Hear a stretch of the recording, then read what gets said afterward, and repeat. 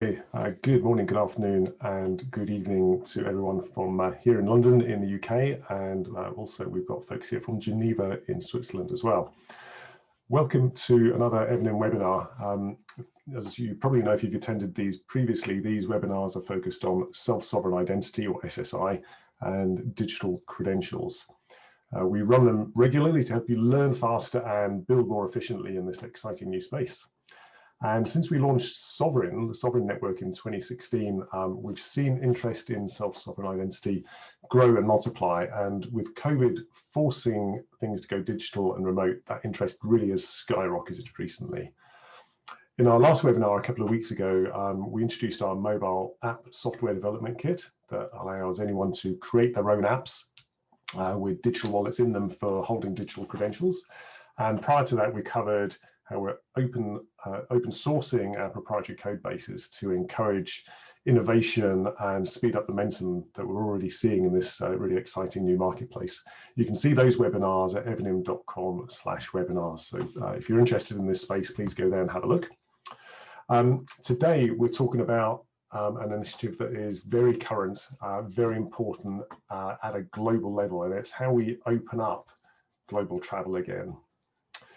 So we've got a couple of fantastic presenters to take things forward. So can you hit the next slide there, please, Jamie? Joining me today are Jamie Smith from Evernym and Alan Murray-Hayden from IATA, the International Airline Travel Association. So Jamie, could you give us a quick intro, please?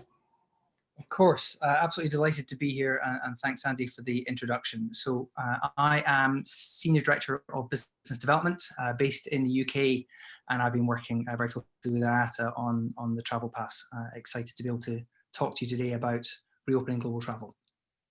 Thanks, Jamie. And Alan, could you do a quick intro as well, please? Hi, my name is Alan Murray-Hayden. I'm Head of Airport Passenger and Security Products at IATA. That encompasses things such as business intelligence solutions, publications, events, and the IATA Travel Pass, which is the latest solution which IATA is working on. I'm based here in Geneva, previously based in Amsterdam, and I've been with IATA for 16 years working in this area. Thank you. Fantastic. Exciting place to be at the moment, Alan, I imagine. Yeah. Okay, thanks very much. So let's have a look at the agenda now. We've got a really good agenda for you today with this topic that is on everyone's minds at the moment. Firstly, we're going to cover demand. COVID has massively accelerated lots of initiatives, everything from vaccine production methods to diagnostics to working remotely. And it's been a trigger for changes that have been ready and waiting in the wings, and it's really catalyzed those changes to happen and take effect at a global scale. The same acceleration has happened in the world of digital identity that we inhabit here at Evernym. The demand for the ability to verify people, organizations, and things using digital technologies rather than paper has never been greater. So James is going to cover the need for change in health credentials that's resulted from that. And he's going to talk through why the solutions that have been used up to date really are not up to the job for where we find ourselves at the moment. We really need a new way to share and check and verify data digitally that's fast and effective, and removes a whole load of friction that happens in the world of paper at the moment. Then we're going to hand over to Alan, and Alan's going to cover how IATA are responding and taking advantage of some of the new technologies that have been introduced. And we'll describe the IATA Travel Pass initiative that uses verifiable credentials to do just that. We'll have plenty of time for questions and Q&A at the end as well. So just before we kick off into the main bit of the webinar, please note this webinar is being recorded. It will go up on evernym.com/webinars afterwards, just so you can watch it back or refer other people who haven't had a chance to come and have a look at it. Also, as per usual, if you've got any questions, please use the Zoom Q&A. So don't drop stuff in the chat. It's a bit harder to keep track of it. Obviously, you can chat with each other, but any questions that you want us to address, put in the Zoom Q&A. Behind the scenes, Alex gathers all these questions together. And after the formal bit of the presentation, we'll cover as many of those as we can. We usually get loads of questions, which is great. We love them. So please get them sent in. What it does mean is we often will, well, often actually every time we run over the allotted time, and often we'll go up to half an hour extra. So please feel free to stay on the line. We'll cover as many of your questions as we can do. So with that, Jamie, I'll hand over to you. Thank you very much, Andy. And I'm going to spend a couple of minutes first just talking about health credentials and why in the last few months there's been such a buzz about them, and how we can share them and why we think they're going to be so relevant. Before we do that, I'm not going to dwell too much on it, but COVID-19 is really impacting everyone's lives, society at large, and it's been particularly challenging for certain sectors, especially those involved with national and international travel. UK is in another national lockdown, but only recently I was involved in a digital identity pilot at a major international airport, and it was so sad to see the terminals standing nearly empty.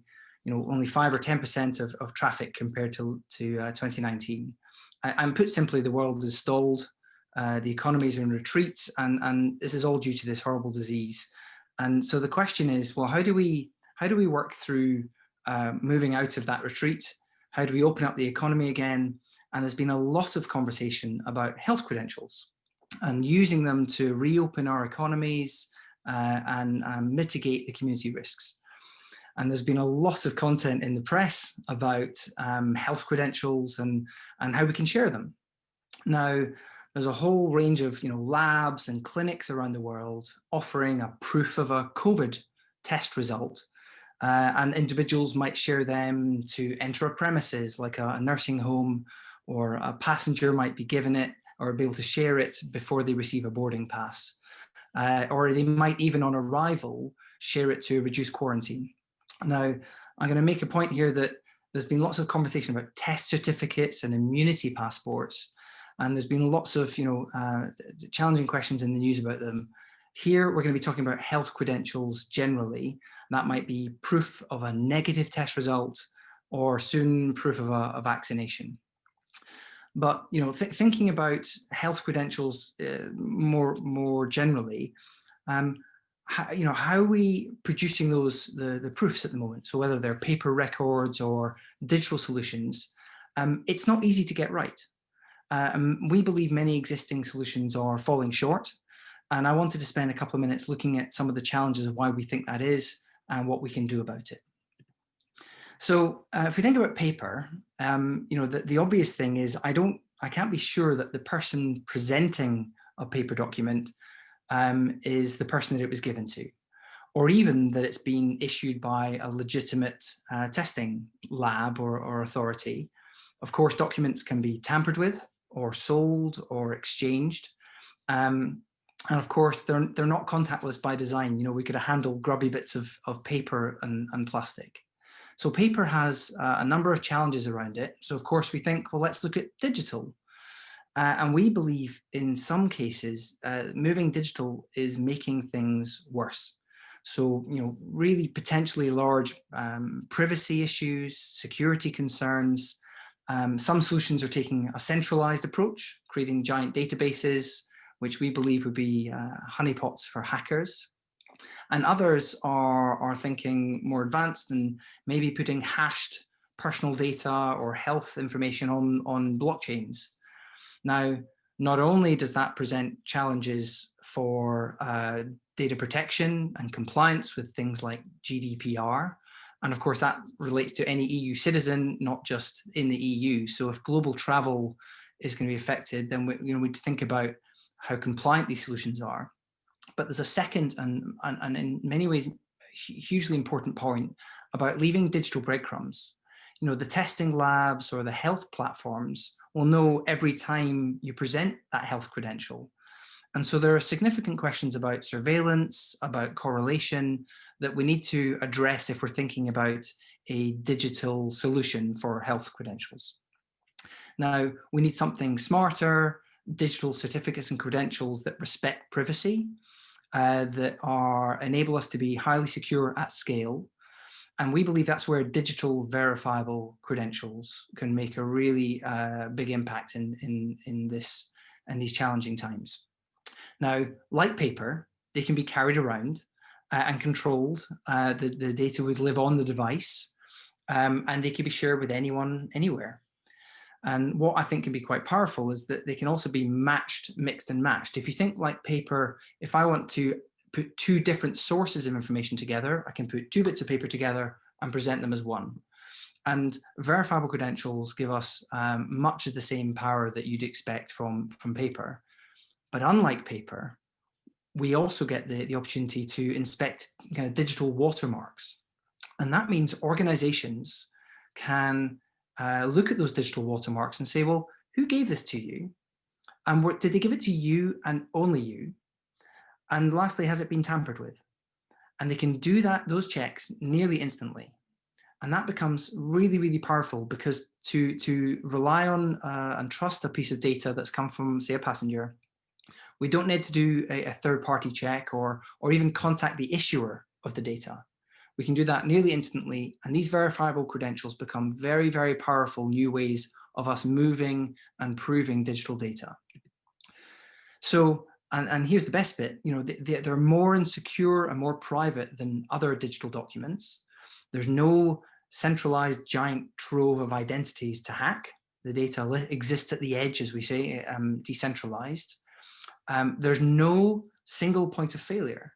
And because the verification, these checks happens at the edge, happens locally, it means we're not having to call some centralized service that may go down or may have some issues with it. So there's no single point of failure. The way the technology is being designed is we can enable what's called minimal disclosure.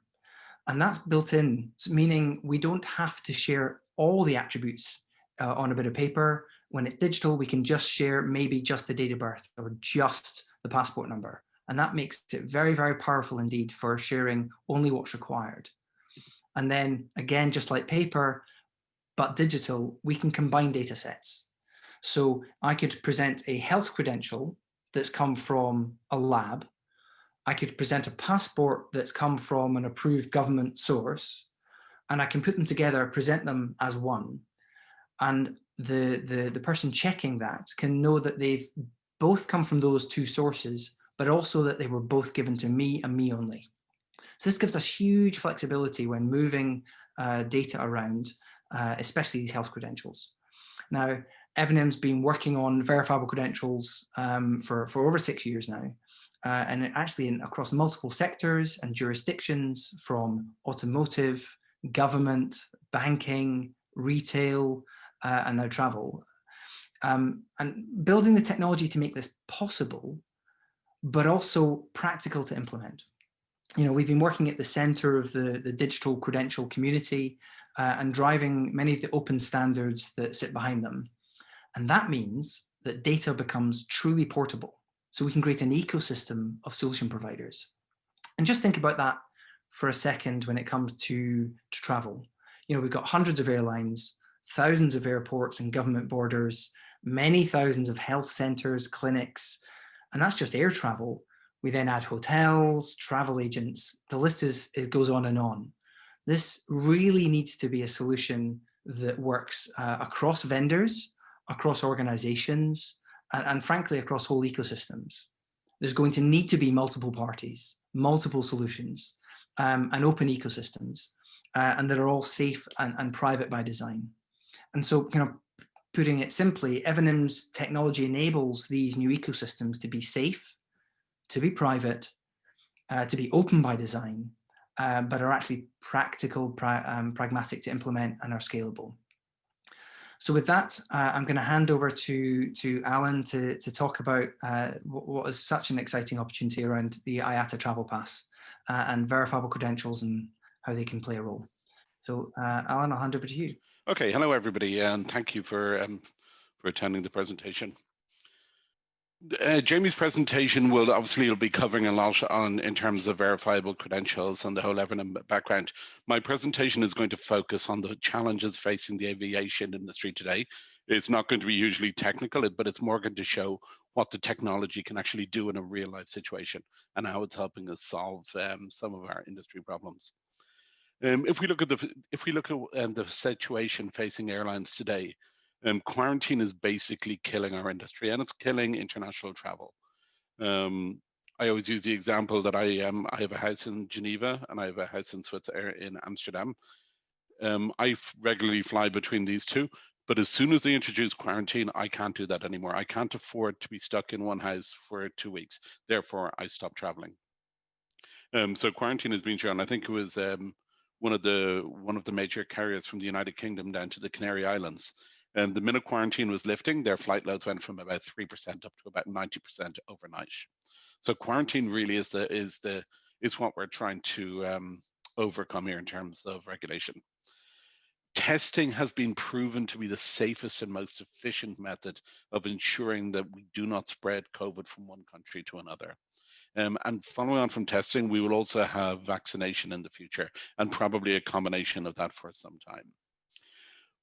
The challenge with testing so far, or one of the challenges we've had with testing so far, is the time it takes for agents to actually verify the tests, number one. And number two, the proliferation of fake tests. I think we've all seen the news stories around the world about people buying fake tests outside the airport or buying tests over the internet. And testing is very much like money. The whole belief in the system comes down to how much confidence that all the actors can have in it.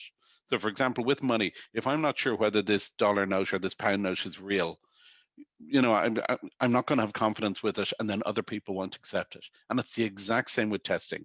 We need to have confidence in the test results and the vaccination results. And if governments, airlines, and individuals can have confidence that these documents are real, then we can start opening up the restrictions on borders. And that's really what the IATA Travel Pass is all about. It's about addressing those two issues.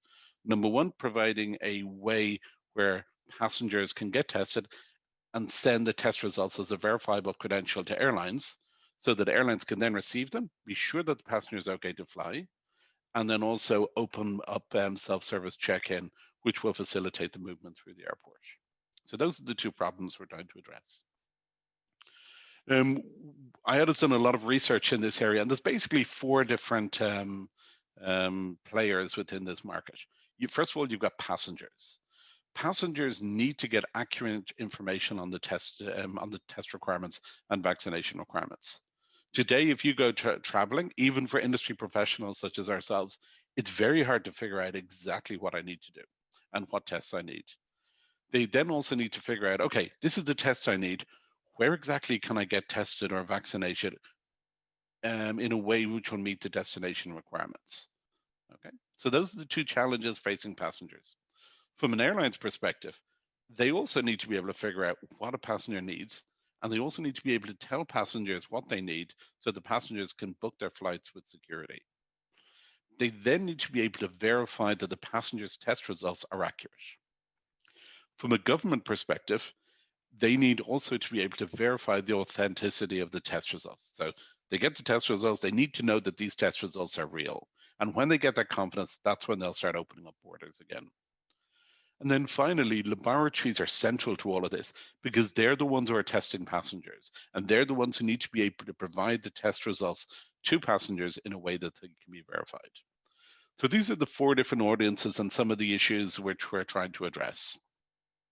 And that's really the whole purpose of the IATA Travel Pass. It is based on four different modules. Each one of these modules are individual, and we'll come on to this in the next slide. But each one is individual, so that airlines can adopt individual modules, or they can adopt all four of the modules, and which provide a complete end-to-end solution. So let me just work through some of the modules. The first one is a registry of health requirements, and it's called Thematic. And when I ask you, have any of you ever heard of Thematic? A couple of people from the industry will probably say, yeah, I've heard about that. Basically, every single one of you have used Thematic on multiple occasions. It is the passport and visa database, a passport, visa, and health database, which airlines use to make sure that passengers meet the immigration regulations. So if you think what normally happens when you're flying, nearly every airline in the world, when you check in, you put your passport on the kiosk. Your passport data, which is anonymized, by the way, so no names or passport numbers, but your anonymized passport data is combined with your itinerary information. That information is sent to Tomatic, and within a 50th of a second, we process that, and then we send back an okay or not okay message. If you get an okay message, your check-in just proceeds. And if you get a not okay message, that the reason for that is sent to the airline. So it could be things like your passport isn't valid for long enough, you'd need a visa, or you need a return ticket, etc. A good example of that would be, for example, British passports. Jamie, I must say, I loved your presentation, which had all the British travel documents here, your driving licenses and your passports, all of which had the lovely European Union symbol at the top. But the thing about that is that Britain, in order to enter the European Union, if you're an EU citizen, your passport needs to be valid on arrival. However, if you're now British, you're outside of the European Union, your passport needs to be valid for 3 months beyond the period of intended stay. So most British people won't realize that. And that's something which will be picked up in Tomatic. We have expanded Tomatic to include COVID test results. And what that means is that the airline can now submit the test results to Tomatic. We can process it and then say whether it's okay for the itinerary. So we're looking at things like the type of test taken, the timing of the test. So we compare the time when the test was taken together with the arrival date and time. And if it's within the 96 hours or whatever the regulations are, we'll figure that out and send a response back. So basically, Tomatic has all of the rules, all of the immigration rules for every country in the world. And it's a system which airlines can use to verify that the passenger meet the regulations. The next one is the registry of testing and vaccination centers. So what we're doing is, the example I always give, in Ireland, the Irish government knows the testing centers in Ireland. And in Singapore, the Singapore government knows the testing centers they recognize in Singapore. But the Irish don't know the testing centers in Singapore, and the Singaporeans don't know the testing centers in the Netherlands. So what we are doing is we are gathering together a registry of all of the different testing centers around the world. And then we are going to make that available to the airlines so they can figure out, can I accept tests from this individual test center? It'll also enable them to figure out, within that registry, we'll also have the types of tests offered by that center. So what a passenger could do is, using these first two blocks, is they could look and say, what do I need to do? What test do I need to, in order to go to a country? And whereabouts in my locality can I get that test done? So that's how those first two modules could be used. If we then look at Lab App, and Lab App is an application we've developed for the lab industry together with Evernym. And what that does is that enables laboratories to verify passengers' identity and then share the test results with the passenger as a verifiable credential. This has been, again, developed using the Evernym software. And what that means is that basically we can be sure the passenger is who they say they are. And when the test results are sent to the passenger's wallet, they can't tamper with them. They can't do anything with them apart from share them with airlines and governments. And then the last module is what we call the IATA Travel Pass. And that is a mobile application which passengers can download. They can create a digital version of their passport. They can share that with the laboratory so they can verify the identity. The laboratory can then send the test results to the passenger. The mobile app then checks whether the test results are sufficient for the destination using the Tomatic module. And if they are sufficient for the journey, the passenger can then choose to share their test results with the airlines and the government authorities. So these are each one of the 4 individual modules. So let's now look at how they work together from a passenger experience. So the first thing is, a passenger downloads the app. They then create a digital version of their passport. So this is what we call a DTC, a digital travel credential. All this is an electronic version of their passport. It is not so complex. This is based on the ICAO, which is the United Nations body which looks after aviation. It is based on an ICAO standard for electronic passports. And this has been ratified by most governments around the world. So this is a government standard. So now the passenger's got the app and they've got a digital version of their passport on their phone. They then go to the laboratory who's using the lab app.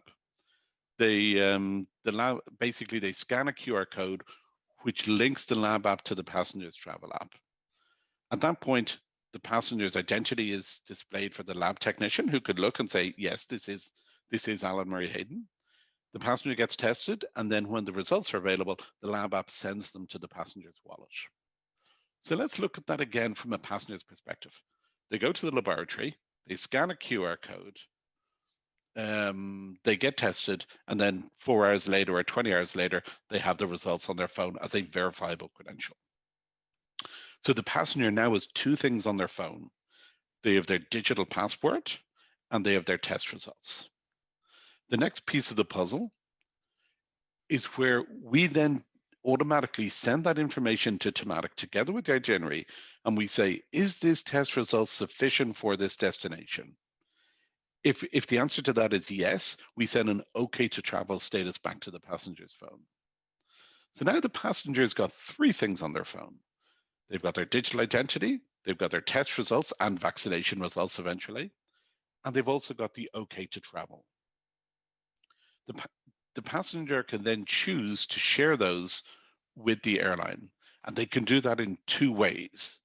Number one, using some of the Evernym technology, they can share it as a electronically, and all that means is that the airline can receive both the digital identity and the verifiable credential. And what that means for the airline is the airline then knows this passenger has been checked. So they don't need to go see an agent. They've all been checked off airport. All of this happens off airport, by the way. So the passengers, they've checked in, they've had their vaccination or test results verified, and it's okay for that journey. That means they do not need to go see an agent. Now, I cannot stress how important this is. There's one example of a large UK airline. They currently are operating at between 5 and 10% of their normal capacity. But what they were telling us is that they have the same number of check-in agents checking passengers' test results as they would during the height of summer. So just think about that. They're carrying 5 to 10% of the normal number of passengers, but they've got 100% of check-in agents. That, quite frankly, is not sustainable. So using the electronic version and using the verifiable credential, airlines can push all of this off airport so passengers arrive completely documented, a little bit like they did before the COVID pandemic. However, if the airline isn't able to receive the data electronically, we also provide a backup, which is an on-screen display of the test results. Basically, it's an OK to travel. It's the passenger's photograph with the big green tick, their flight number, and the travel date. And therefore, all the agent needs to do is look and say, yes, this is Alan. Yep, flight date and flight number are correct. He's good to go. What it means is they don't need to start checking what does the passenger need and then checking the test results, etc. So ideally, the airline would receive it electronically, but if they can't, there is a backup. Okay, and this is again, this is an overview of the different of the 4 different modules. So you can see how all of these fit together. We've got the lab app for the laboratories. We've got the IATA Travel Pass for the passenger and helps moderate all the flow of data. And we've got Tomatic, which has all the rules in it. And then we've got the lab registry at the bottom, which has a list of all the labs where credentials can be issued from. Okay, let me give you a little bit of a background on this whole journey. We started with Evernym, I think about 8-9 months ago. However, this project has been underway for the last couple of years. And within IATA, we've got a group called the Passenger and Facilitation Team. And they've been putting the standards behind this together for the last couple of years. And they've done absolutely fantastic work in coming up with all this concept before COVID even came around. And that shows you some of the work which IATA does in terms of forward thinking. But it all started out about the ability to create a digital version of your passport and then share it with the airlines. And that's really the basis of the IATA Travel Pass app.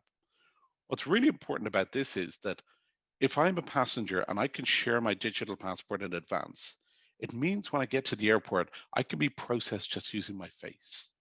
So in practice, what it means is I can walk into the airport, I can walk up to self-bag drop.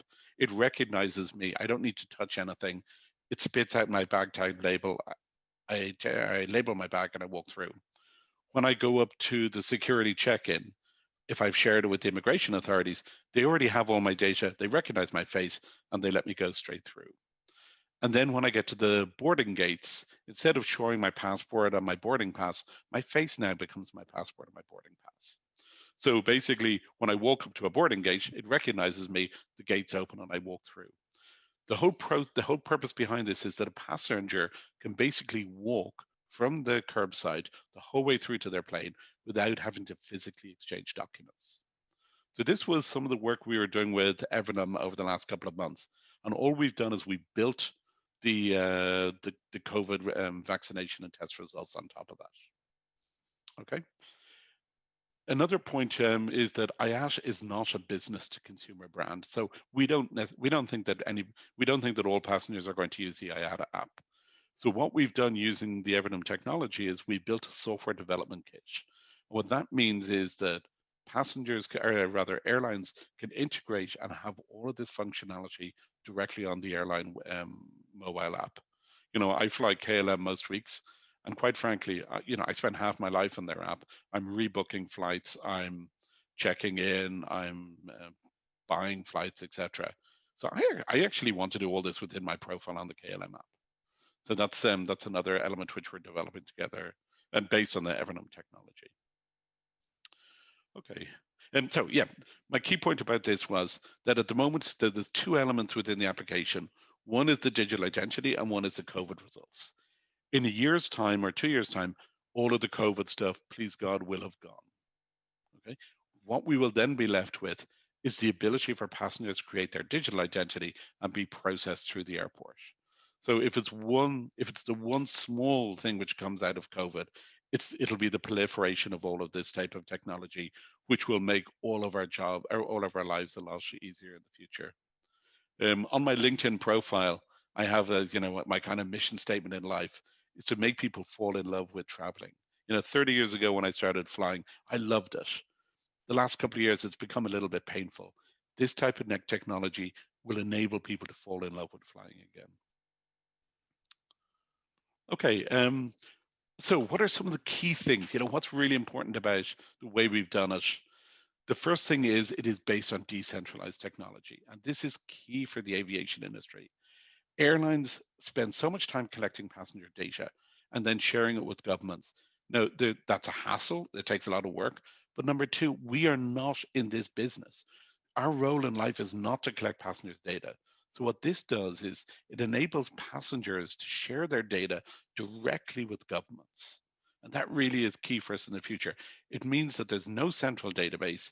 We don't have any of the security risks associated with that. And that going forward is absolutely critical for the aviation industry. What we want to do is put passenger in control of their own data and build a relationship between the passengers and the governments. And that means that airlines can concentrate on operating flights and making people fall in love with traveling again. They're not spending all their time forcing passengers into checking travel documents. Okay, why IATA Travel Pass? We built it with 4 different principles in mind. The first one is that it's modular and interoperable with other COVID systems and existing industry solutions. This is really important, and this is one of the things we love about the Evernym technology and the sovereign network in general. It's not just Evernym, and that's that of those 4 different modules where we're using this technology.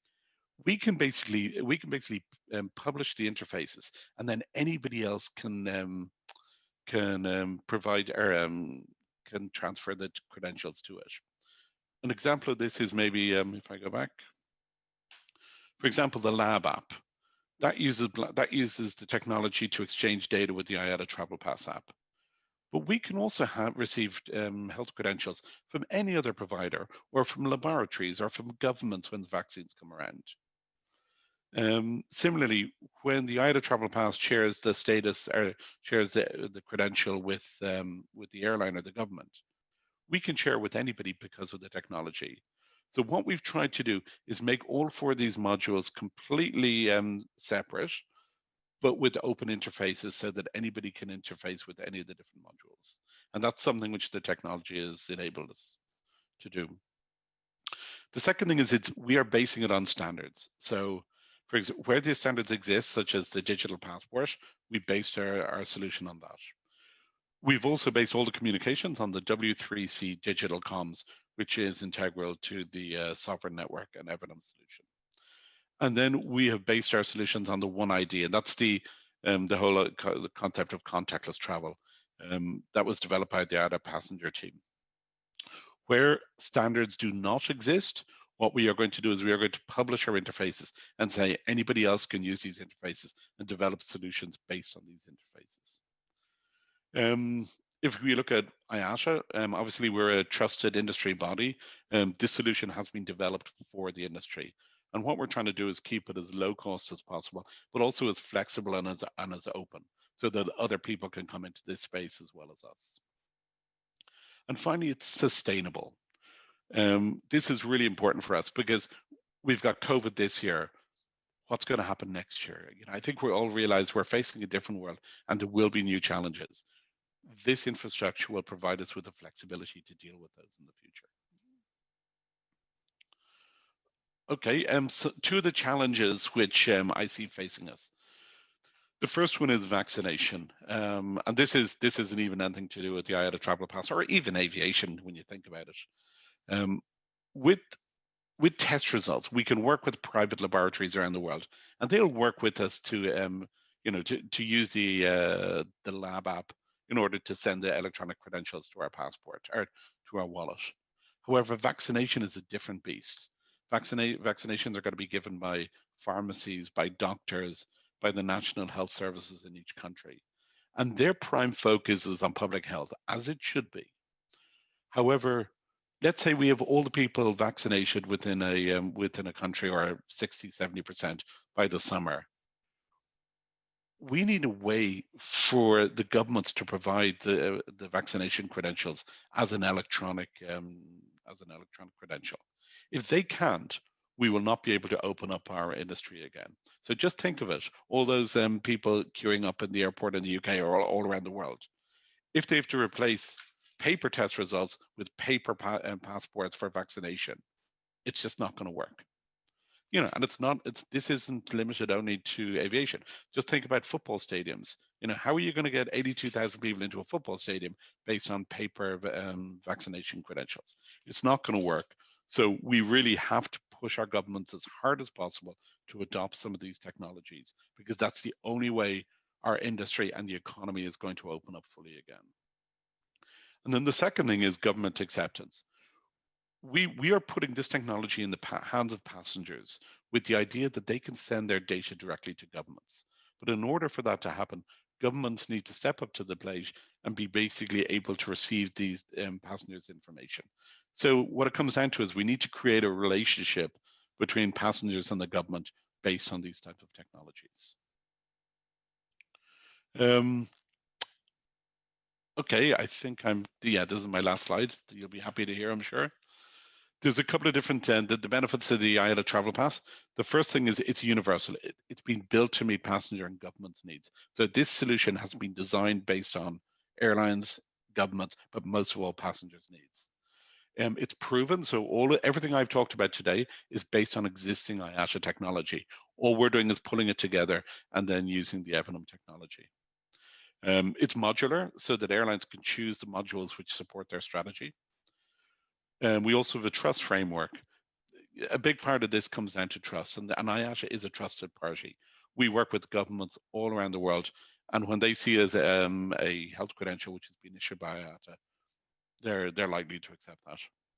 The decentralized technology, no central passenger database. I cannot emphasize enough how important this is for the aviation industry. The solution is interoperable, so it's based on open standards and open networks. Again, critical. And then finally, it's sustainable, which means that we can actually solve future crises, or future issues, or future problems or challenges based on this technology. Okay, that basically is it. Jamie, back to you. I mean, such a great overview, Alan. Thank you so much. What I want to do is, just before we open up for questions, I wanted to point people both to Alan's team at IATA to, for those who want to get involved in Travel Pass, whether you're an airline or a lab or a travel agent or anyone else in that end-to-end journey. But more broadly, if you're interested in verifiable credentials or how to get started, including using our solutions for free, you can go to evernym.com. Now, we've said here that there's lots of other use cases for credentials. We are so excited about the Travel Pass use case, but it's not very hard to imagine the related use cases, thinking about that credential that I might use for lounge access, or it might, if my flight's been delayed by 4 hours, then I could be given a credential that says, yes, you're entitled to this coffee and this meal. I could even present that credential at a hotel to get an overnight stay. The hotel indeed could ask for some verified address information. Governments could ask for that verified address for arrivals and landing and maybe even contact tracing. So you can see that this expands, and as we've heard today, COVID has been a very bittersweet accelerant of the adoption of these approaches, the decentralized identity approaches. But we are very excited to be able to kind of bring it to life, and what a great opportunity to restore the global economy and get the airline industry back on its feet. So with that, we'll open up to questions, and Andy, I'll hand back to you to kind of marshal us through those. Yeah, thanks, Jamie. I will say, Alan and Jamie, just great presentations. Alan, fantastic stuff. Thank you very much for that. We've been literally inundated, never seen as many questions coming in as this, guys. So prepare yourselves and get ready. Do you want to just drop the screen share there, Jamie, just so people can see us there? So yeah, so many questions. I don't know what to do other than start firing through them. So I think we're going to have to probably go through to about half past the hour, so at least 45 minutes of questions. But let's see how we go here. So the first one coming in for you, Jamie, from Stephen Hartley. Hi there, Stephen. Thanks for coming on. Could a solution such as Travel Pass be extended to other travel modes such as rail? And I'll precede that question a little bit, Stephen. But yeah, how could you extend it? Is this just for airlines, or it kind of builds on the point you just made at the end there, I think? Exactly. So the Travel Pass is going to be useful in an airline context. But the premise here, the model, is saying, well, actually, a lab could issue a verifiable credential to say, I've got my test result. There's no reason why that couldn't be. It is all based on an open standard and with data portability at the heart. So, being able to take that test result and use it in other contexts would absolutely be possible, whether that's a rail journey or getting into a stadium. And as Alan described there, what might start with an airline, we also want to be able to share with the government. It's not a big leap to be able to say, I also want to share with my employer, or be able to share with an entertainment organization. So absolutely is the point, and the data can and should be completely portable. Yeah, and in that case, it is similar to having a piece of paper, but with additional cryptographic security on it. But you can take your piece of paper and use it anywhere that is willing to accept it as well. Okay, Alan, let's come to you on the next one. This is a question from Dave Birch. In fact, Dave Birch wins the prize for the most questions asked today, so congratulations on that one, Dave. We kind of grouped a number of Dave's questions together because they're in the realms of governance. What are the standards for health credentials and who maintains them? I'll just run through these, Alan, first and then hand over to you. So what are the standards for health credentials and who maintains them? Assuming we do implement them, is there an industry body to create the dictionary? And presumably the credentials must be issued by authorized organizations like a lab or hospital. So how are those authorizations covered within the scheme? So three kind of governance-y questions for you there, Alan. Okay. Yes, there is a standard health credential. There's a standard health, a standard for health results, which has been developed by CAPSCA, which is an industry body together with some of I believe the United Nations, the UN, WHO are on that as well. So the industry group bringing together all different groups, which define the elements of a test results, which can then be shared. There is no, as I at the moment, there's no health credential, as in terms of verifiable credential, but that is something which we would look at defining. And the first thing. The actual credentials that the labs will issue, though, that's a defined set of data that has been agreed on and kind of decided by IATA and the labs, right? Yeah, and it's not just IATA. Obviously, it's CAPSCA, which is an international it's an international group from all different companies. So yeah, the data elements have been defined. The actual technical credential, that hasn't been, but I don't think that is such an issue. The main issue is that the data elements have all been defined. Yeah. Dictionaries, I'm afraid I don't understand what that means. Any clues? Well, actually, yeah. I think what Dave's getting at is once you decide the data fields that will go in a credential, essentially is the dictionary. How does everyone refer to that? And maybe if I just cover that on the technical level, the credential definitions that would be used in this scheme and any other credential definitions that are using the same technology, they reside on a distributed ledger that is accessible by anybody who wants to look at it. And there's some cryptographic techniques in there that allow you to verify that credential definition is authentic. So you essentially have a global data dictionary, is I think what Dave is looking for. Okay. And then the third question, who issues the credential? And that is the laboratories issue the credential. So they're the ones who say, this is, I'm in the IATA registry. I need to be in the registry in order to issue that. And then I issue that credential, which gets sent from the lab app directly to the passenger's wallet. All right, so there's a registry of labs that are allowed to issue that IATA manages then, essentially, is that right? Correct, yes. Cool, excellent. Okay, so there's nothing really surprising in this, is there? Because this is what IATA does anyway. Just this normal business is putting in governance structures for the airline industry and things, right? Yeah, exactly. Yeah, and that's one of the reasons why I think this project has been so quick. I mean, we've done this in a matter of weeks, and it's because we've got all these existing industry solutions. Stomatic's been there for 50 years. The contactless travel, the app the identity app we've been working on with Evernym and some other partners for a while now. So we just built it on top of that. I should at this point say that we're working very closely with IAG, and they were the people who introduced us to Evernym. So IAG has been a key partner in the development of this. But we've got about 25, 30 different airlines which are coming on board to test and hopefully use the solution. That's cool, because there was another question, which is who signed up. So how many was that again that you've got coming on board? We've got about 25, and I think if we had I think it would be fair to say that if we could have more, if we could accept more, we would have many more than that. And the timing on this, I saw there was a question there as well. Yep. And we're doing a small pilot with Singapore Airlines at the moment, which is based on Tomatic. And then next month we will launch a pilot, which basically encompasses everything you see in here today. That will all go live in a pilot with British Airways in about 3 weeks' time, and then Singapore Airlines in about 4 weeks' time. And then, so that will happen in February, and then the full solution will be launched in March. And then you will see most of the world's biggest airlines will be using it from March on. Right, wow, so it's moving at pace then, would be a summary of the situation. I've never in my life seen a project move at such pace, but within IATA and also external to IATA. This is just, we have teams of people working 12 hours a day to make this happen, just to try and solve this industry problem. Yeah, fantastic, excellent. Thanks very much. You've answered about 8 of the questions in there, so thanks very much for that. Jamie, let's come to you on this next one, actually.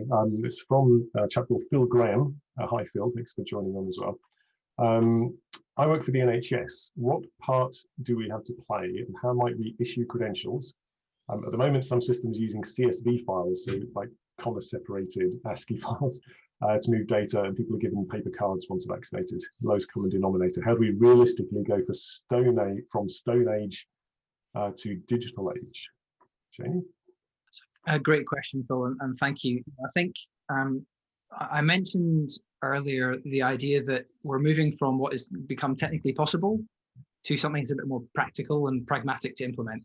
And having some simple APIs at a technical level that a hospital or a clinic or a lab could use to say, well, I've got my data in my back end. I'm going to use that API to then issue it through essentially some middleware that is Evernym's platform that allows you to turn a normal blob of data into this magic verifiable credential. And so that's the kind of simple answer, that you get some APIs from Evernym, but it will be based on an open standard, meaning you could take the open source solutions yourself, and build yourself a platform that could do it yourself. So there's no kind of lock-in, if you like, to a specific solution, but that would be the answer: taking a kind of back office data record and using an API to turn it into a verifiable credential. And that's exactly what Evernym's platform does. It's worth also saying that there will be a web user interface that we expect labs to be able to also use, so that the labs we've spoken to have been very happy that there is a non-heavy integration option, which could be a web UI you log into, and then you could be able to look up the test result that you're wanting to issue, and that would be able to then manually issue it. So it's a slower step, less automated, and in the future we'd expect that to be able to a batch upload. But right now that's in the roadmap. But it would be simple answer is an API that you'd be able to pull on. Yeah. So the NHS then, if as we know, vaccination labs all around the country being set up at the moment, could also issue credentials in the same standard that IATA could then consume and then use at airlines, right? Absolutely. And if they can describe the data in that same format that Alan described earlier, then that verifiable credential becomes as portable as the passport and all those other attributes that the passenger can take with them. Yeah, and this is a key point, right, isn't it? Because these credentials, they're not like stuck in a silo only to be used for airlines, right? Once you have a credential, you can use it anywhere you want, but for the train, or to get into a restaurant, or proof of age if it's a passport credential, etc. So it's really about taking the data and giving it back to people so they can take it and use it how they want, just like you can do with paper creds, right, Jamie? Exactly. And I suppose I also want to kind of pay credit to IATA, whose vision here is to have an open ecosystem. I think the easy answer would have been to say, well, we're going to build a closed system. You've got to join our club. You're going to be in this solution and only this solution. But using open standards means we can make sure the data is portable, and that as Alan described, the interfaces are available to connect with and plug into other existing solutions. It can and should be an overlay, so we're not having to build everything from scratch, number one, but also frankly be locked into one particular vendor, one particular ecosystem.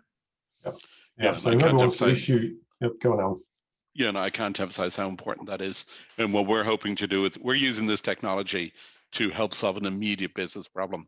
But what we're hoping is airlines will take this type of technology, and I don't mean Evernym, I mean the general decentralized credentials, and start building new solutions on it. So you could see many different applications of this going forward. Passengers could have all their frequent flyer details as a verifiable credential. They could, their bookings, their reservations, all of these could be verifiable credentials. So the opportunities here for the airline industry are absolute, it's huge. So hopefully with this, we will introduce them to this type of technology. They'll see the benefits, and then airlines can go and take the work we've done and start building upon it, and building like solutions which are going to wow customers back to flying in the coming years. Yeah, I think that's a really good point, Alan. Thanks for making that. You could see, the travel industry, hotel bookings, car rental, walk up to your car and scan a code on the car and it opens for you, that kind of thing, all done using digital credentials as well. Okay, very cool. So let's move on to some more of the over 100 questions we've got. I think we'll be able to do them all, but we'll keep going as long as people can handle it. So Alan, one for you here. This is from Brendan. Hi, Brendan. So vaccination enforcement will largely rest with airlines via travel pass and not with the government. By this I mean it will not be necessary for governments to mandate vaccinations or clearances, as the airlines will enforce it to allow travel. So that's a kind of is there a shift onto the airlines? I guess there's always been a responsibility for airlines through regulation anyway, right? Yeah, absolutely. The first thing is that airlines do not set the rules. Government set immigration regulations. we will, and again, some of my colleagues from passenger and facilitation team, we will do a huge amount of advocacy to governments to try and simplify the regulations and come up with sensible regulations. I think everybody wants that, and sensible immigration rules, but we don't set them. What we do is we advocate and to try and get sensible regulations. And in this case, we provide solutions which will enable passengers to get served better. And it's a very important point. Under no way would we ever mandate that passengers have to use this solution. Passengers who do not have mobile phones or don't have these types of solutions, they will always be able to use the traditional processes. So what we're offering here is a value-added service, which will make it much more pleasant and safer for passengers to fly. But nowhere are we mandating it gets used. Yeah, I think that's a really key point, isn't it? Because inclusion, or actually exclusion, comes up a lot, doesn't it? Whenever you talk about digital identity and so on, how can people who don't have a phone use it? But that's really important then, that you're not mandating it, but for those who can use it, it does make things easier and a simpler journey, essentially. So in terms of what... And the benefits are huge. Sorry, I'm going to go slightly off topic. Yeah, no, it's fine. If I lose my passport, I love this document. I travel for a living. I love it. But if I lose it, I'm screwed. My passport got stolen, 20 years ago. I'm screwed. I'm really in trouble.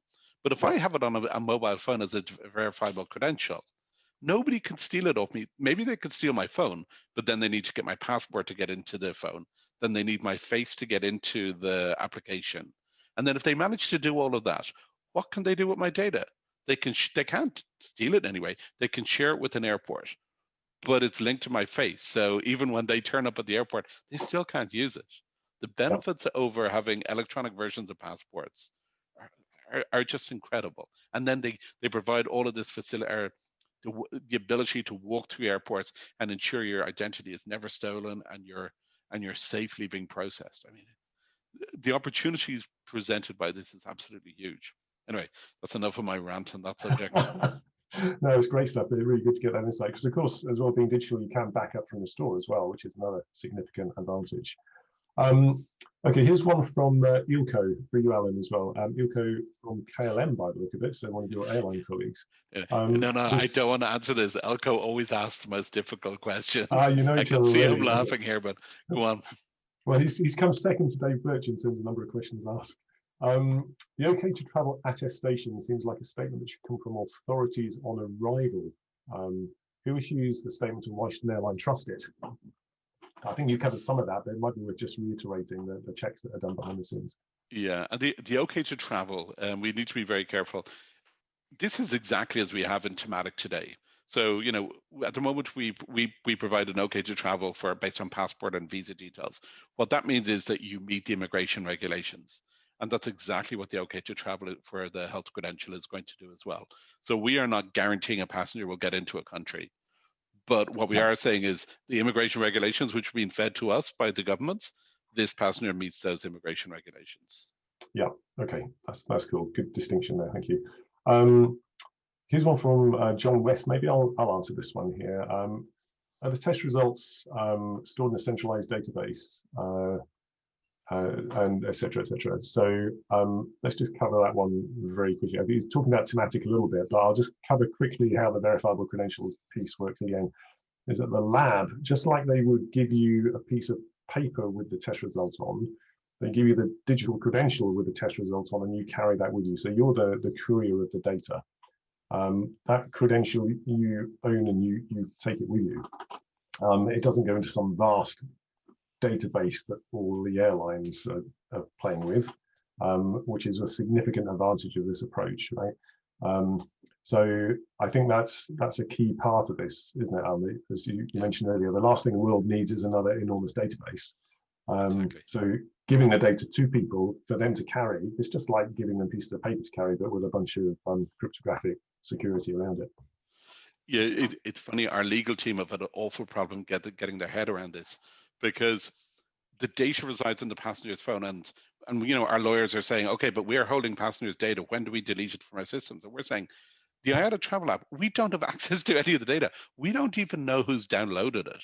We have no idea who these people are. But what it does is it facilitates it, and it enables passengers to have a relationship with the airline and with the governments. And for example, our legal team really kind of find that hard to get their heads around, because it just comes down, this technology enables us to provide this, but without having any data on the passenger. It's like we're Yeah. facilitating the exchange, but we're not getting in the middle of it. Yeah, that's a really good point, actually, isn't it? It sort of stops this trend away from sort of just hoovering up everything you can into some massive database, which has got to help from the privacy perspective as well. Jamie, over to you for this one. I think some of this was covered at a high level in Alan's presentation. This is from Tony Shannon. Can we please hear about the open standards that were mentioned? Assume these are central to the solution. Absolutely. I mentioned it a couple of times, and Alan did, about those interfaces. As Andy kind of alluded to, you know, a lab, much like it will give you that bit of paper that you can then carry around, there needs to be a protocol in place to be able to make that transfer happen. So an individual is going to show up at a lab. They're going to connect to that lab using a set of protocols under a project at the Hyperledger Foundation. And that Hyperledger Foundation runs a number of projects called, one's called Hyperledger Indy, another one's called Hyperledger Ares. And so those protocols allow the movement of data. They're going to define what a verifiable credential looks like. And that is all completely open standards. They're going to define what those connections are. So how an individual with a mobile phone can create a private peer-to-peer connection with a lab, receive some data, and then they turn around and create a new private connection with the airline, and then turn around again and create another peer-to-peer private connection with the government. And that is how the data is being moved around. So this is a key thing, Jamie, isn't it? That the person is the sort of hub, right? And the connections they make, the relationships they make, they're completely unique and individual to that person and that airline, that person and that supermarket, that person and that train station, right?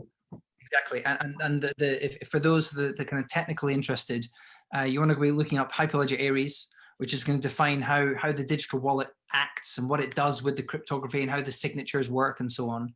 And so the other standard you want to look up, one called decentralized identifiers.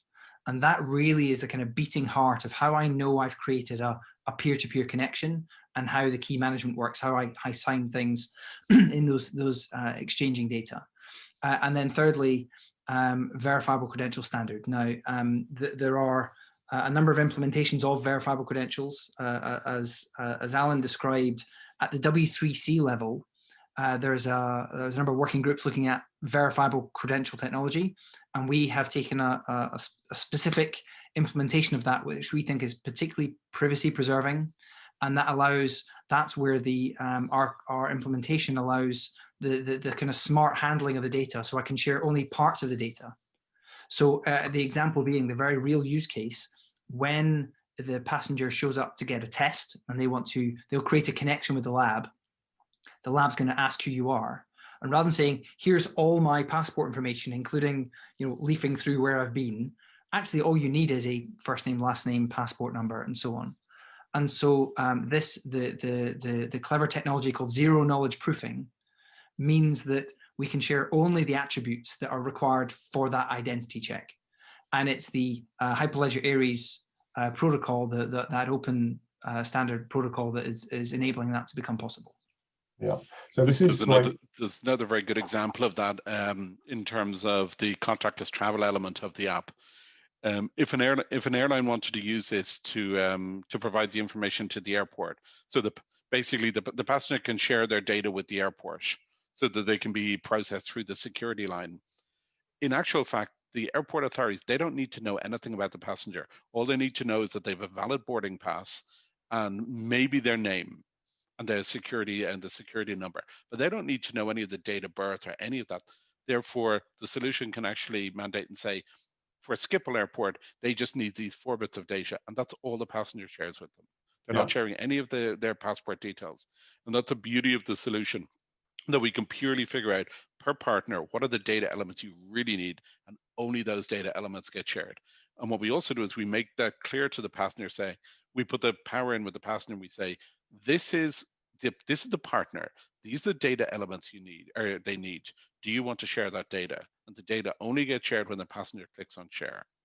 And that really is, this is like GDPR on steroids. This is the best possible implementation you can have from a GDPR perspective. And can I build on that slightly? You know, broadening out the use case opportunities, and I know Travel Pass stands alone as frankly, you know, its own solution that can scale and really reboot and re-energize the airline industry. But if you take that same principle and say, I've got the idea of data minimization, so I can say, be given a credential that says your flight has been delayed. You don't need to know which flight, where I'm going, all my passport information, but I have a credential that entitles me to a free meal. And therefore, we're not spilling, you know, passenger data, at restaurants saying, well, where are you going? What are you doing? Can you give me all your passport information? You just need to know that I'm entitled to it, and it's digitally verifiable, and then I can use it at the hotel or otherwise. So, you know, the use cases really just kind of build on each other, but it's all building on the core principles around these open standards that allow data minimization, peer-to-peer data sharing, and that I can selectively disclose exactly which attributes I want to share for a specific use case. Yeah, perfect, Jamie. And you can also mix and match as well, can't you? So an airport could ask for your COVID test, your boarding pass, your travel document, all from different credentials that you have, and ask for those all in one go. And you're only sharing the elements of those credentials, but you do it in one go. So you can really, this is why we say it's better than paper. You're carrying the data with you, but you can selectively share and you can combine attributes from different credentials together, which makes it super powerful. Andy, one more point about a question that was in there about you know, how are we handling data, you know, about expiry dates and the kind of the metadata of a credential. And it's a good example in there that when we share, when a passenger shares a verifiable credential, the person asking for that information, whether it's the airline or the government, can also set questions on that data saying, please share with me a passport credential, but it must have been issued by this authority. Please share with me a test result, but it must have come from an approved lab in the last 72 hours. And even if it's on the approved list, but it's old, I won't accept it. And so ask questions of the data, not just ask for the data. And you can put expiry dates into the data attributes in the credential as well. There's one, we're just going to delve slightly into the technical side. I hope it's not been too technical so far, but there's one just came on chat from Cliff Fillin. Hi, Cliff. I'll take this one. Does every person get a dedicated DID, decentralized identifier, or are they for temporary use? So Cliff, this is a really important question that you're asking. The answer is that a person has a decentralized identifier, but a separate one for each relationship they have. Okay, so if I have 100 digital relationships with supermarkets, online retailers, airlines, airports, government, each one of those I will have a unique identifier that I'm using for that specific relationship. The reason this is really important, and we've set the privacy bar really high on this when we designed decentralized identifiers back in 2016, I think it was. It stops you being correlated, right? It makes it really hard to correlate. If everyone had one identifier, then whenever I use that, those organizations can get together behind my back and say, oh, I've got 1, 2, 3, 4 for Andy. And they can say, oh, I've got 1, 2, 3, 4, I've got 1, 2, 3, 4. Let's all see what 1, 2, 3, 4 is doing. So think of that as like a global super cookie or an ad tracking thing. That's why this whole setup, the whole underlying capability is designed to avoid correlation by enabling you to have a separate digital relationship with every different organization that you deal with. And that's what Jamie referred to as peer-to-peer relationships, right? So you can't be correlated. It's like using a different phone number for everyone you're speaking to. So that's that one. Let's come back to Alan here. This one is from Jane Taylor. Hi there, Jane. I think verifiable credentials have many great qualities, but the piece I struggle with is how do the issuers know with certainty that they've issued Jamie Smith's passport and the health credential to Jamie Smith and not someone claiming to be Jamie Smith? So Alan, you covered this a little bit, but do you want to just delve into a bit more detail? Yeah, this is one of the I think the benefits of the IATA solution. You know, there are other solutions out there, but the IATA solution is based on the passenger's identity. So the first thing the passenger needs to do is create a digital version of their passport. when they go to the laboratory, then the passport, or the name, etc., are passed through to the laboratory agent. The laboratory agent looks at them. They look up at the passenger's face and go, "This is the same person," and that then creates a link with the passenger's wallet. Yeah. And then the test results are sent to that passenger's wallet. And because access to it is based on their digital passport, it means that only that passenger can receive the test results. It's basically a closed loop system. So you need a passport to access the system, and then that your identity gets proven along the way, and then only the test credential gets sent to you, that passenger. Yeah, good Sorry, point. I'm getting a bit tongue-tied there. Sorry. No, it's that initial binding is really important, isn't it? The issuer needs to make sure that they are doing exactly that. They're binding the person and the credential really closely together, so the verifier can rely on it, right? And yeah, exactly. And that's the IATA solution. It's based around two different things: the electronic passport and the test results. And many of the other solutions around there are just based on the test results, but that's completely open to fraud. Yeah. Okay. Cool. Thank you. I think we'll come to you on this one, Jamie. Does a supported lab need its own DID to issue credentials? Very good question. The trust in this ecosystem is because I know who issued the data, and I know who issued the data because I can inspect the signatures. I can look at the public key for that issuer. So that public key exists as a public decentralized identifier, a public DID, and that's what's being routed on the sovereign network. So those entities that will be issuing credentials will need two things on the ledger: their public DID, so I know it really came from them, and the credential definition, so what data they're issuing. So essentially the list of attributes that they're going to be issuing against. Now, there's a slight detail, which is some labs are actually aggregated. You know, I might be the back-end lab that's receiving samples.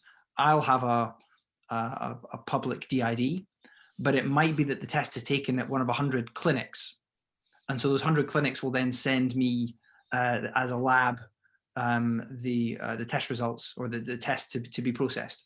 So the issuer, the organization that's actually doing the issuing, from a technical perspective, will have a public DID.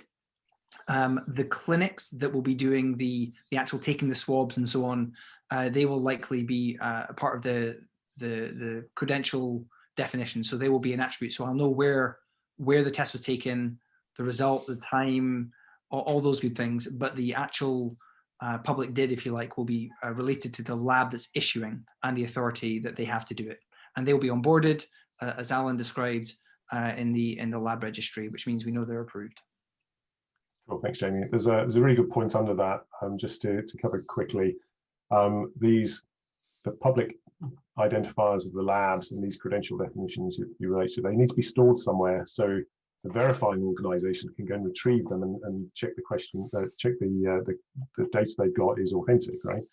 So they need to be stored somewhere, and in this project and others we work on, they're stored on the sovereign network, and the sovereign network is a decentralized ledger, essentially, basically a database, but it has certain qualities. So it's not run by one organization that can turn it off. It's run by organizations all around the world who've all agreed to certain standards, and it's been built specifically for this purpose of holding the keys of issuers that allow you to verify credentials. Evernym is one of the many organizations that run an element of that. But the key thing here is that it's a network, a database that can't be turned off by any one organization. They can just stop all this working. It's got some strict rules around it. It's highly tamper resistant as well, and it's chronologically ordered. So that gives you trust in the underlying, really low level technology, that no one's going to say, oh, we don't like this, let's turn it off. So it's a solution that's been built under the skin as the foundation for this kind of capability. Okay, so I think we'll just do another 5 or 10 minutes, folks, if that's all right with you. So let's just have a look. There's one question here about governance frameworks and trust over IP. Yeah, I just saw that one actually. I think it's got your name all over it, Jamie, isn't it? So is IATA going to develop and publish a governance framework for the ecosystem, the travel pass ecosystem? You might want to describe what a governance framework is as well. Alan, do you want to take what IATA is doing, and I can maybe broaden it out to this idea of trust over IP and how that fits? Yeah, there is a part of this is based around the governance framework. Within IATA, I should explain we're really about providing the solution, but within IATA, you've got there's an advocacy group and there's an industry standards and standards group. Those industry standards would set the governance framework, and they would apply to all different providers. In many ways, IATA is just one of the different solution providers out there, and we will adhere to the rules which our colleagues in the governance area will mandate. Fantastic. Cool. Do you want to add to that, Jamie? Yeah. So the broader point I wanted to make is, if you can imagine, you've got ledgers, you've got digital wallets and apps, you've got issuers, and all of those need governance. Well, who are the approved issuers? Which apps are going to be approved in the ecosystem? Which ledgers are going to be approved? And so they all come together into a governance framework that gets called the Trust over IP stack. And I encourage everyone, if you're interested in this topic, to go and look at trustoverip.org, which is part of the Linux Foundation, because this pattern, the challenge around governing not just the technology but the policies, the how do we manage bad actors, how do we think about onboarding, what are the schema, all those things, they need to be defined, and their policy, that's human trust, it's not technical trust. And so the Trust over IP Foundation sets out how you can set up governance policies at each of those layers. And really excited to say that the Travel Pass is almost like the poster child. Global travel is one of the most complicated, complex, multi-jurisdictional, multi-party ecosystems in the world, and it's going to need the same governance around who are the issuers, who are the approved wallets. And so from a trust over IP perspective, there's different layers, and this idea of a layer 4, so the highest level ecosystem governance framework, is what IATA are working on, and that's what the other parts will be developing. So definitely check out Trust over IP, because it means we can have multiple vendors. It means we can have multiple solutions and multiple ecosystems. Yeah. Oh, that's great, Jamie. Thank you. And a governance framework is just like a set of rules. It's just a cool name. Yeah, Andy, can I jump in here? I'm just looking through the questions, and there seems to be an awful lot of on thematic and the regulations. Yeah, can I just touch upon that quickly? Thematic is the database which IATA maintains. When I was in charge of it up until a couple of years ago, we probably make about 70 to 80 updates of immigration regulations per day. We're currently up to about 250 updates per day. So what the IATA team, it's a huge team in Amsterdam, they just work with governments and health authorities around the world, and that's all they do. And that's really, really important, because this is really key to the whole infrastructure. What's really interesting is, as of yesterday, we started receiving regulations from governments covering vaccination. So it's really interesting to see that already governments, I can't remember which countries it was, but yesterday when I last looked, there was 2 governments that introduced regulations that if you're vaccinated, you'll be free from quarantining. And I suspect that many more came in today. That's the amazing thing about the thematic system. Literally, governments make an update, they inform the thematic team, we verify it with them. Yeah. We program the changes, and it's available immediately. So it can literally be a couple of hours from when a government changes the regulation that it's available to every single airline in the world, and also the IATA Travel Pass environment. Wow, very cool. Thank you for that. That's very interesting. Like many people on the call, I had no idea such a thing existed. So it's really good to learn about that. Here's another one for you, Alan, actually, just with a US perspective on it. This is from Anon. So we welcome anonymous people in this privacy-preserving world. In the US, we don't typically go to a lab to get a test. We go to a public or private healthcare location. How would the lab that processes my test get my wallet info? And would the testing location need to send that info to the lab? It's a very interesting one. In many countries, the testing, again, in Switzerland here, when I got tested, the government provides testing centers for public health purposes. But if it comes for travel, the government is saying we're not interested in travel. You go to a private vendor. So if I want to get a test for travel, I go to a commercial service down the road. Yeah. And that really that kind of works in terms of the whole ecosystem, because the commercial laboratories, they have a vested interest in buying into this technology because it's a value-added service. I will choose that lab because that lab can provide me with a verifiable credential. But this doesn't hold true for vaccinations. And that is, I was talking with the WHO this morning. We've got people on their committees, and I'm basically saying governments have no vested interest in doing this apart from getting the economies up and running. And we, the airline industry, the public needs to put pressure on governments to start issuing verifiable credential or test or vaccination, proof of vaccination as a verifiable credential. I cannot emphasize how important this is. So, and that's a question I was just going to come on to as well that somebody else has asked, which is, it's all very well, getting the test results, but quarantine will only be avoided if you can prove you have a vaccination. So that's that is certainly feasible with the technology. There's no kind of limit to the type of credentials you can issue, right? Exactly. And we all I'm a huge rugby fan. I just can't wait to get into a rugby stadium again and cheer on the Lions or the Irish rugby team or whoever. But that's not going to happen unless I can somehow prove my vaccination in advance of going to the game.